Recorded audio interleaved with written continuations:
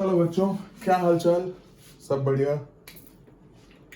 आज हम पढ़ेंगे फोर्स का पार्ट 3 और इसमें हम पढ़ेंगे यूनिफॉर्म सर्कुलर मोशन। क्या होता है यूनिफॉर्म सर्कुलर मोशन, क्या होता है सेंट्रीपिटल फोर्स, क्या होता है सेंट्रीफ्यूगल फोर्स। तो लेट्स स्टार्ट। आपने देखा होगा एक सर्कुलर मोशन, कभी भी आप धागा बांध के और उसमें एक स्टोन लगा के अगर ऐसे घुमाते हैं या ऐसे घुमाते हैं तो एक यूनिफॉर्म सर्कुलर मोशन बनता है। क्या होता है यूनिफॉर्म सर्कुलर मोशन? सपोज एक पार्टिकल है जिसको मैंने स्ट्रिंग से अटैच किया है और मैं उसको घुमा रहा हूँ। बीच बीच से बीच में मैं खड़ा हूँ, आई एम फिक्स्ड, और मैं उसको ऐसे घुमा रहा हूँ। तो ध्यान रखिए, अ यूनिफॉर्म सर्कुलर मोशन, या रादर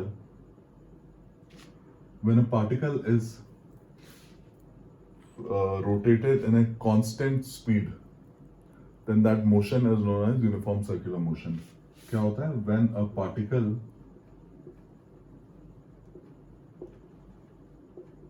is rotated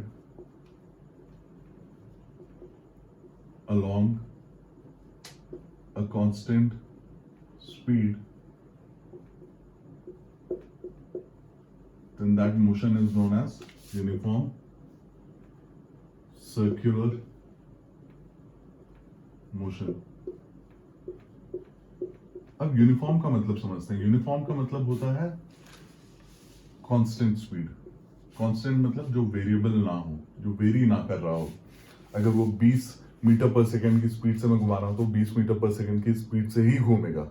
वो 30 नहीं होगा या 40 नहीं होगा या 15 नहीं होगा या 10 नहीं होगा, वो 20 मीटर पर सेकंड की स्पीड से। इसीलिए कांस्टेंट स्पीड लिखा गया है। कांस्टेंट मतलब फिक्स्ड, इसीलिए इसको यूनिफॉर्म, यूनिफॉर्म मतलब एक एक एक फिक्स्ड स्पीड। तो अगर मैं इसको कहूं कि यूनिफॉर्म ये कांस्टेंट स्पीड से वेरी कर रहा है, तो क्या मैं ये कह सकता हूं कि ये कांस्टेंट वेलोसिटी से भी मूव करेगा? अच्छा, बचपन में आपने पढ़ा होगा स्पीड और वेलोसिटी, क्या डिफरेंस होता है उसमें एग्जैक्टली? मैं आपको एक छोटा सा रीकैप दे देता हूँ। आपको आता होगा, मैं ये नहीं कह रहा कि आपको नहीं आता होगा, बट मैं फिर भी एक छोटा सा रिकैप दे देता हूँ। Difference between speed and velocity.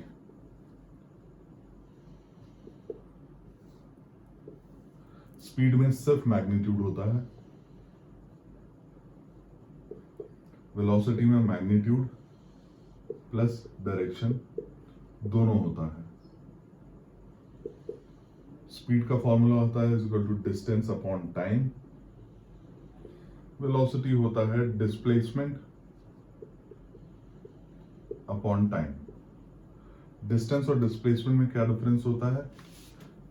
अगर मैं यहां से मूव करता हूं और मैं यहां तक जाता हूं 1 मीटर, ठीक है, तो मेरा डिस्टेंस हुआ 1 मीटर और डिस्प्लेसमेंट हुआ 1 मीटर। लेकिन अगर मैं यहां से जाके यहां जाता हूं और वापस यहीं आ जाता हूं तो मेरा डिस्टेंस हुआ 1 + 1 यानी 2 मीटर, जबकि मेरा डिस्टेंस हुआ 2 मीटर, जबकि मेरा डिस्प्लेसमेंट हो जाएगा 0। क्यों?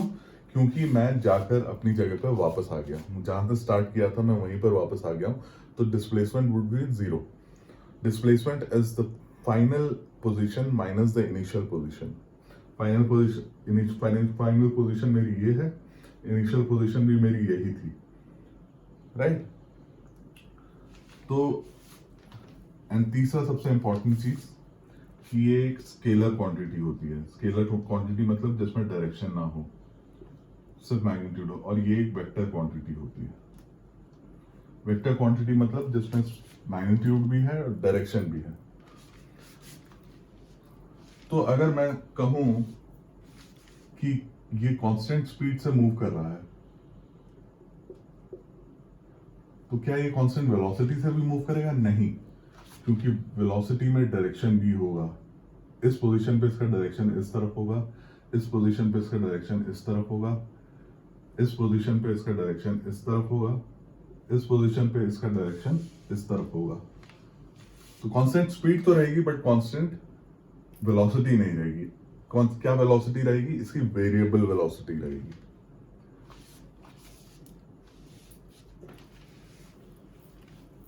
तो मैं कह सकता हूं एट एवरी पॉइंट, इसको मैं मानता हूं ए, इसको बी, इसको सी, इसको D. At every point A B C D in a uniform circular motion at every point A, B, C, D, it will be at constant speed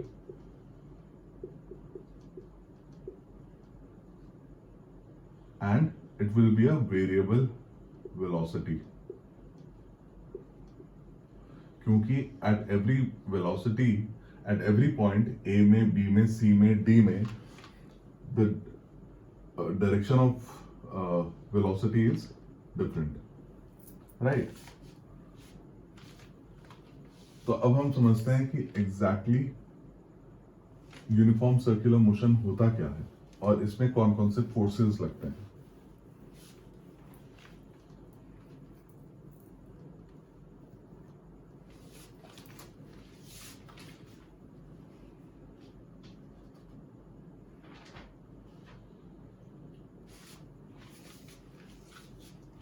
अच्छा, एक चीज और समझ लेते हैं, uniform difference between uniform circular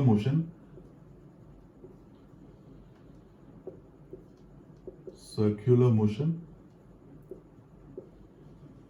and uniform linear motion.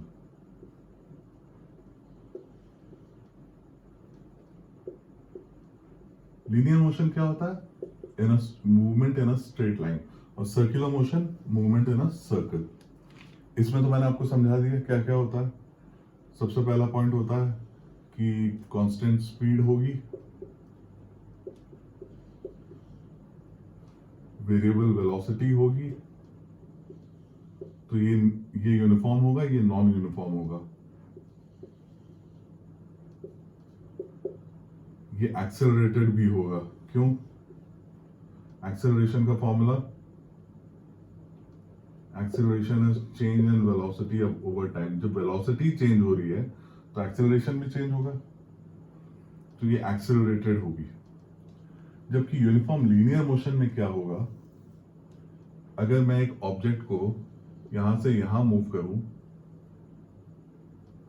तो इसका speed भी कांस्टेंट रहेगी, with a constant speed, obviously speed भी कांस्टेंट रहेगी और इसकी वेलोसिटी भी कांस्टेंट रहेगी। क्यों? क्योंकि वेलोसिटी का डायरेक्शन यहां पर भी ऊपर है, इस पॉइंट पे भी ऊपर है, इस पॉइंट पे भी ऊपर है और यहां पर भी ऊपर है। Constant velocity. जब तक डायरेक्शन चेंज नहीं होगी तब तक वेलोसिटी चेंज नहीं होगी। इसको मैं लिख सकता हूं ऐसे, constant velocity is equal to magnitude plus direction. Magnitude की जगह मैं लिख सकता हूं स्पीड, कांस्टेंट स्पीड या सब स्पीड।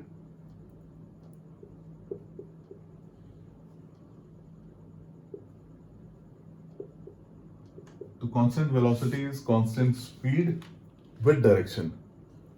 ठीक है, आई होप आपको समझ में आ रहा हो। अभी तक तो मैंने शुरू नहीं किया पढ़ाना इस टॉपिक को, अब हम शुरू करते हैं।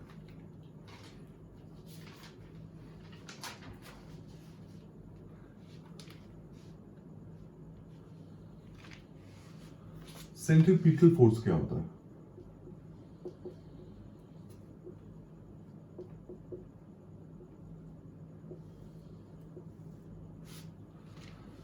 When a body is moving in a circular direction, circular path, when a body moves in a circular path,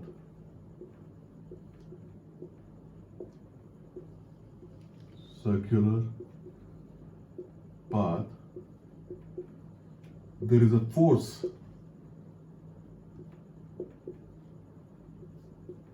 acting on the body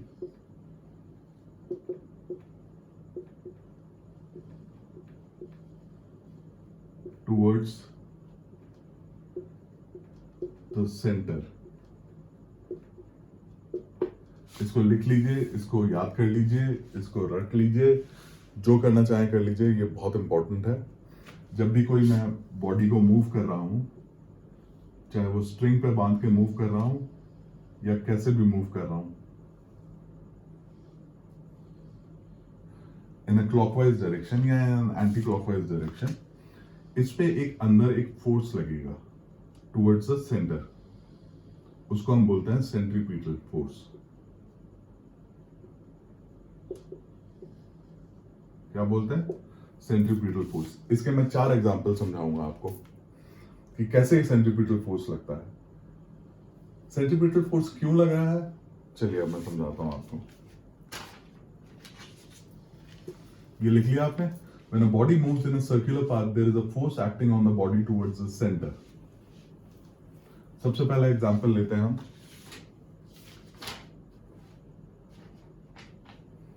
एक एटम है। अच्छा, इस सेंट्रीपिटल फोर्स के अलग अलग वेरिएशंस हैं।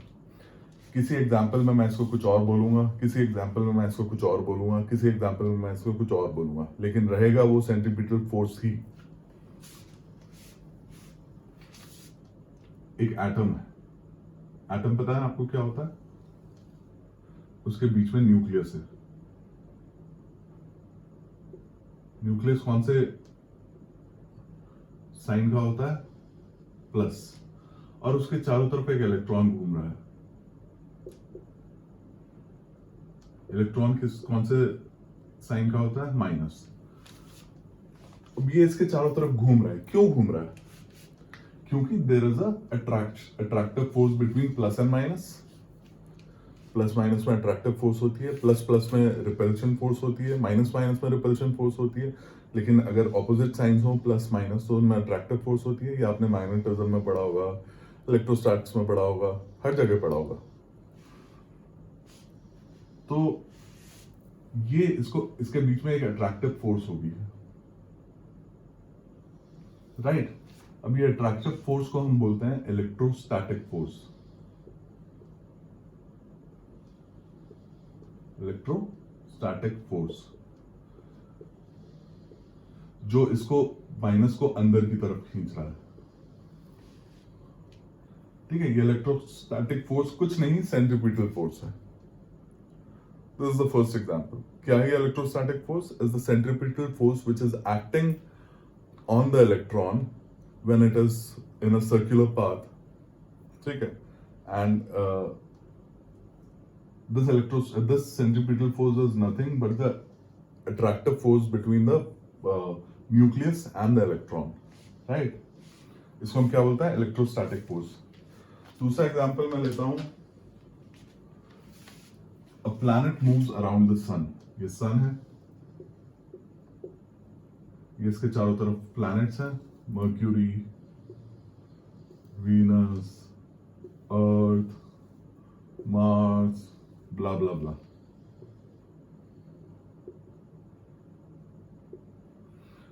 अब ये सन की, क्योंकि सारे प्लैनेट्स छोटे हैं सन से, तो ये सन सबको अपनी तरफ खींच रहा है बाय अ फोर्स। क्या बोलते हैं इस फोर्स को? ग्रेविटेशनल फोर्स, ग्रेविटेशनल पुल।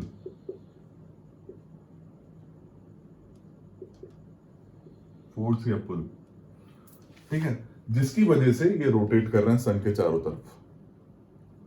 अगर ये फोर्स ना होता तो क्या होता? मर्क्यूरी इसके चारों तरफ क्या घूमता? नहीं, मर्क्यूरी अलग चला जाता, वीनस कहीं और चला जाता, अर्थ कहीं और चला जाता, और life would have been non existent on earth. ठीक है, ये जो भी कंडीशंस हैं मर्क्यूरी में, वीनस में, अर्थ में, मार्स में, वो ऐसी नहीं होती जो बिकॉज ऑफ दिस ग्रेविटी सन की वजह से है, राइट? थर्ड एग्जांपल देखते हैं।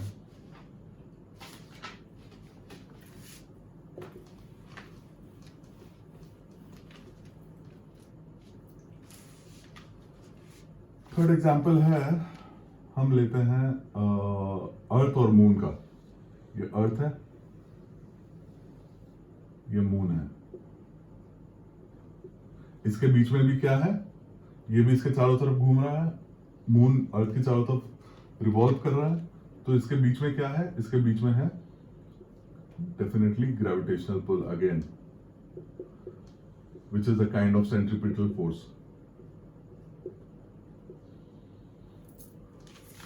ठीक है, तो हर जगह एक सेंट्रीपिटल फोर्स लग रही है इन अ सर्कुलर डायरेक्शन। अगर कोई चीज कांस्टेंट स्पीड से मूव कर रही है, जैसे मून भी एक कांस्टेंट स्पीड से अर्थ के चारों तरफ मूव कर रहा है, तो इसमें भी एक सेंट्रीपिटल फोर्स लग रही है टुवर्ड्स द अर्थ। इस सेंट्रीपिटल फोर्स को क्या बोलेंगे? Gravitational force.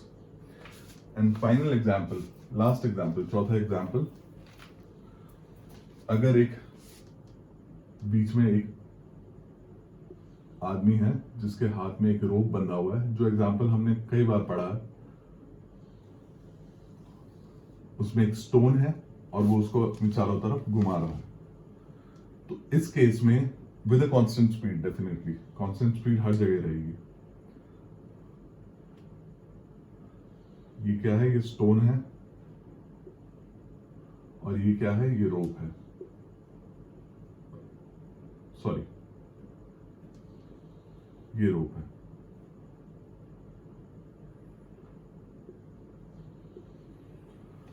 तो यहां कौन सी फोर्स लग रही है बताइए? ये हमने लास्ट उसमें भी पढ़ा था टॉपिक में।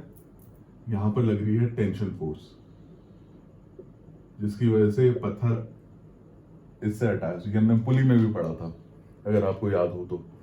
पुली में भी जब पुली से हमने और पुलीज अटैच की थी ब्लॉक एंड टैकल में, या सिंगल पुली में, या मल्टीपल पुलीज में, तो उसमें भी हर रोप में टेंशन फोर्स यूज किया था हमने, याद है आपको? तो सिमिलरली इसमें भी टेंशन फोर्स लगेगी टुवर्ड्स द सेंटर। तो इस टेंशन फोर्स को क्या बोलेंगे?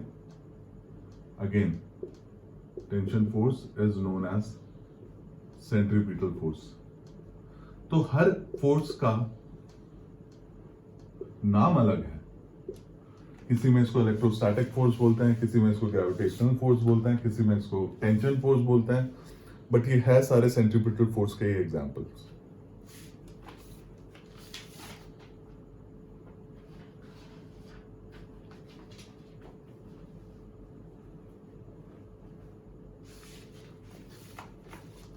अब मैं आपको समझाता हूं सेंट्रीफ्यूगल फोर्स क्या होता है।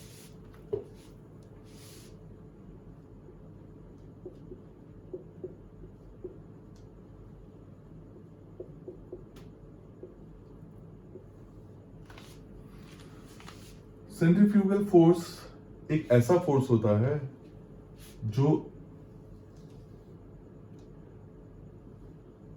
अगर ये स्टोन घूम रहा है चारों तरफ और इसके बीच में एक टेंशन लग रहा है या सेंट्रीपिटल फोर्स लग रहा है, तो इसके opposite equally centrifugal force, equal magnitude का सेंट्रीफ्यूगल फोर्स लग रहा है।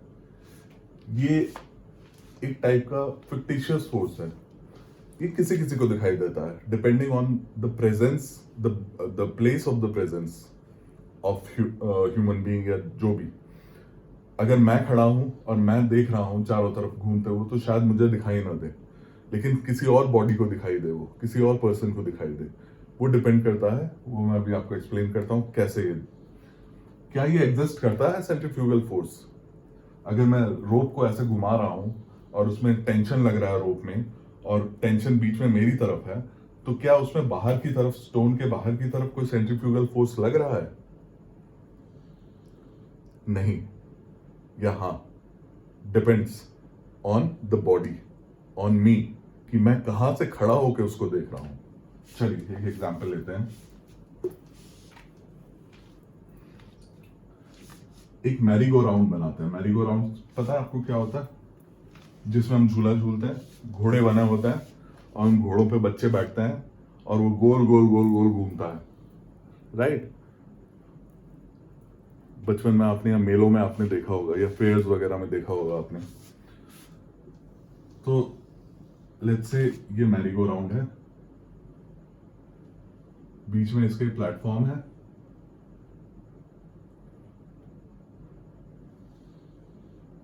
मैरी गो राउंड में मैंने एक रोप बांधा और रोप में एक पत्थर अटैच कर दिया। अब ये मैरी गो राउंड मूव नहीं कर रहा है, पत्थर अटैच कर दिया। अब थोड़ी, सपोज इसको मैं मानता हूं O, और इसको मैं मानता हूं P। अब थोड़ी देर में मैरीगो राउंड घूमना स्टार्ट करता है। मैं एज्यूम करता हूं कि एक दो लोग हैं जो खड़े हैं, एक यहां खड़ा हुआ है एट अ पोजीशन M और एक बंदा यहां खड़ा हुआ है एट अ पोजीशन O।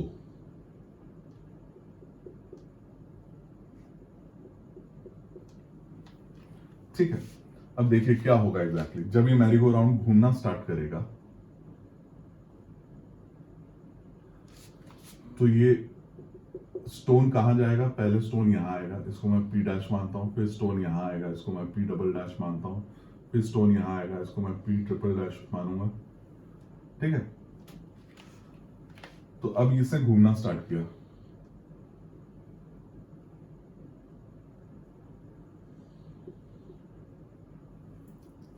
अभी ये घूम रहा है, तो जो बंदा M पॉइंट पे खड़ा हुआ है बाहर आउटसाइड द मैरीगो राउंड, उसको दिखाई देगा कि इस पे टेंशन फोर्स लग रही है, इस रोप पे टेंशन फोर्स लग रही है, जिसकी वजह से ये पत्थर घूम रहा है गोल गोल, राइट। उसको सब सेंट्रीपिटल फोर्स दिखाई देगा, उसको ऐसे दिखाई देगा कि ऐसे स्टोन ऐसे ऐसे घूम रहा है।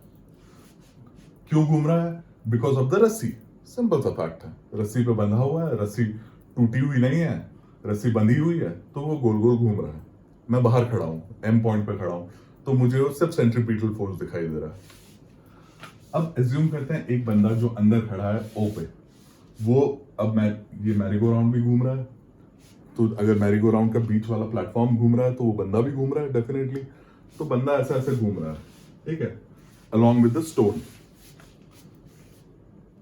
ठीक है, ऐसे घूम रहा है, तो उसको स्टोन क्या दिखाई देगा? घूमता हुआ दिखाई देगा? नहीं, उसको स्टोन स्टेशनरी अपनी आंखों के सामने दिखाई देगा, राइट। वो ऐसे घूम रहा है, उसको स्टोन फिक्स दिखाई दे रहा है, तो उसको क्या लगेगा? उसको लगेगा कि ये स्टोन फिक्स्ड क्यों है? धागे से बंधा हुआ है, अंदर की तरफ आना चाहिए स्टोन को, तो मेरी तरफ, राइट, क्योंकि धागा उसको पुल कर रहा है। लेकिन कोई तो फोर्स है जो उसको बाहर की तरफ भी धक्का दे रही है, opposite direction, opposite of the rope. तो इसीलिए स्टोन फिक्स है और मेरे आगे ही है, न ये मेरी तरफ आ रहा है न ये बाहर की तरफ जा रहा है। ये मेरी तरफ क्यों नहीं आ रहा? क्योंकि बाहर से कोई इसको फोर्स खींच रही है। और ये बाहर की तरफ क्यों नहीं जा रहा? क्योंकि अंदर से रस्सी इसको खींच रही है। तो उसको ये फिक्स दिखाई देगा। तो इस बंदे को दिखाई देगा एक एक्सटर्नल फोर्स जो उसको बाहर खींच रही है, जिसको ये बोलेगा सेंट्रीफ्यूगल फोर्स। तो उसको दिखाई देगा टेंशन के बाहर भी एक फोर्स है, जिसको वो नाम देगा centrifugal force. Centrifugal, centrifugal, centrifugal. ठीक है, अब क्या होता है देखिए, सडनली ये रस्सी टूट गई। मैं इसको एक बार अच्छे से और बनाता हूँ, बड़ा सा, ताकि आपको ढंग से दिखाई दे, समझ में आए। अभी आपको प्रॉब्ली दिखाई नहीं दे रहा होगा क्योंकि मैंने थोड़ा छोटा बनाया था।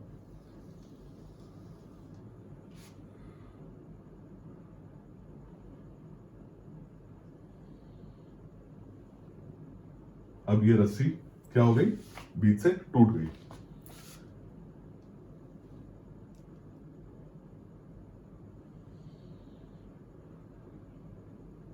तो अब ये स्टोन क्या होगा? स्टोन का डायरेक्शन क्या था? ये डायरेक्शन था,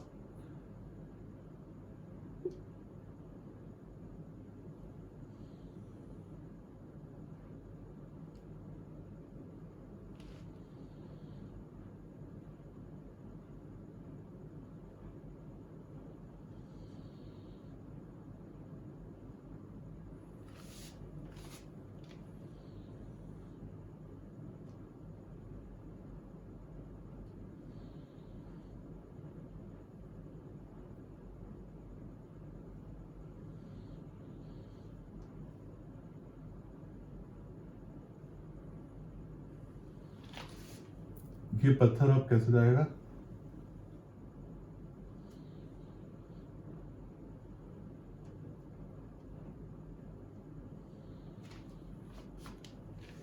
ठीक है, ये पत्थर बाहर की तरफ चला गया, अब ये घूम नहीं रहा है। क्यों? क्योंकि इस बंदे को दिखाई दे रहा है कि पत्थर टूटा टूट के वो मूव कर रहा है, मेरे सामने ही है अभी भी मेरे सामने ही है, लेकिन दूर जाता जा रहा है। तो कोई तो फोर्स इसको बाहर की तरफ खींच रही है, राइट। वो उसको क्या समझ में आएगा, वो उसको समझ में आएगा सेंट्रीफ्यूगल फोर्स। अभी पत्थर अभी मेरे पास था, अब ये दूर जाता जा रहा है, लेकिन मेरे सामने ही है, और दूर चला गया और दूर चला गया और गायब हो गया, ठीक है।